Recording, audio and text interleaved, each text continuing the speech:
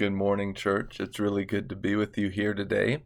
And we are this morning in Genesis 49, looking at Jacob's last words. We finally come to the end of the first chapter of the Bible, and we have spanned a significant amount of time looking at the formation of God's chosen people and the troubles and trials that they've had, being reminded quite regularly that they are not a perfect people by any means, and that gives us hope. What kind of people does God call, and what does he use? Well, imperfect people. And our deacon and Sunday school teacher, Dave, has asked often, why does God use imperfect people? Well, it's because it's the only people he has. So if you're not a perfect person, you're in good company with all the rest of humanity.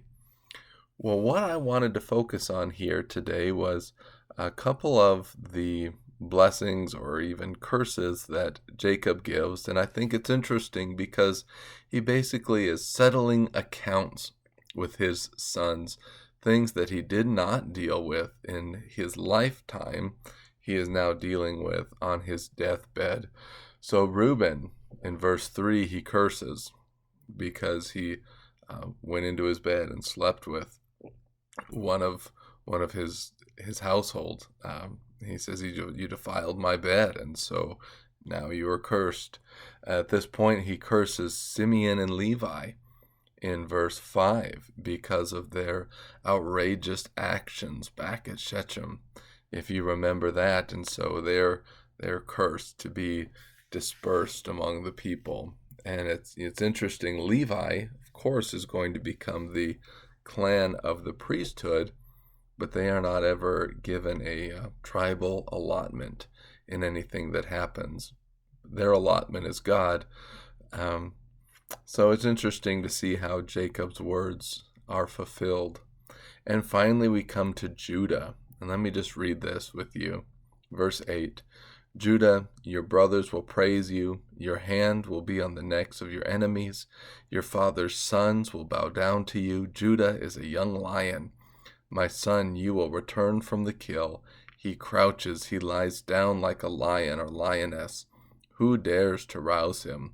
The scepter will not depart from Judah, or the staff from between his feet, until he whose right it is comes, and the obedience of the peoples belongs to him.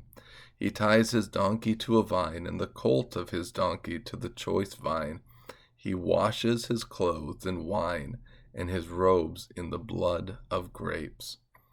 His eyes are darker than wine, and his teeth are whiter than milk.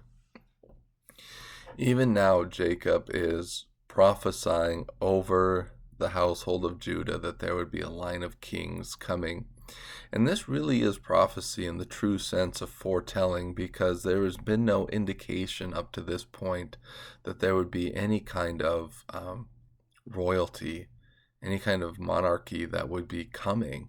And yet he assigns that monarchy the holding of the scepter, in which all of his brothers would bow down to Judah, to him.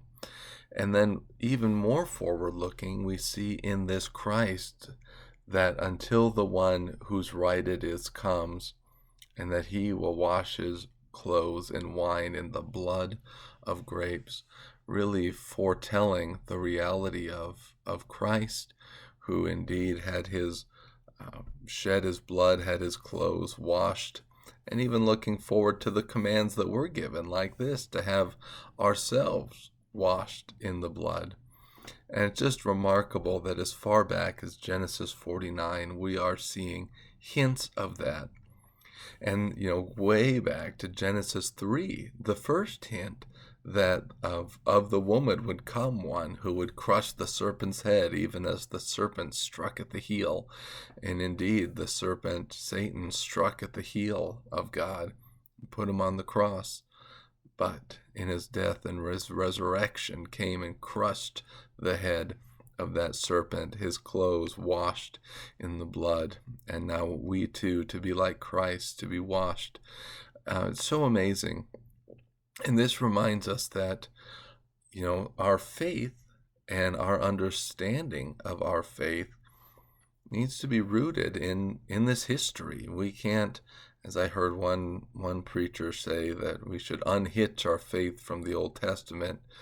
I'm not sure what he was trying to say in that, but the truth is that our grounding is unfound here. God, who doesn't change, these are still the things that he loves. We just need to come to understand that we indeed are set free and we have found our freedom, but that there's these wonderful truths to be found and these deep understandings that God, even from the beginning, was setting in motion what he planned to do with Jesus. So, church, today I encourage you, if you have never done it before, find your faith in the Lord, the one who has washed his garments in blood, who can forgive our sins, to whom the scepter of rulership and kingship is due. And we come and we bow down to him and say, you are the Lord of my life. Please forgive me for all those things that have been done against you, those offenses I have done against you. Wash me clean too. Wash me clean so I can live my life in obedience to you and not of this world or in this present age. And there's salvation. So I love you, church. I sure enjoy talking with you, and I look forward to visiting with you again soon.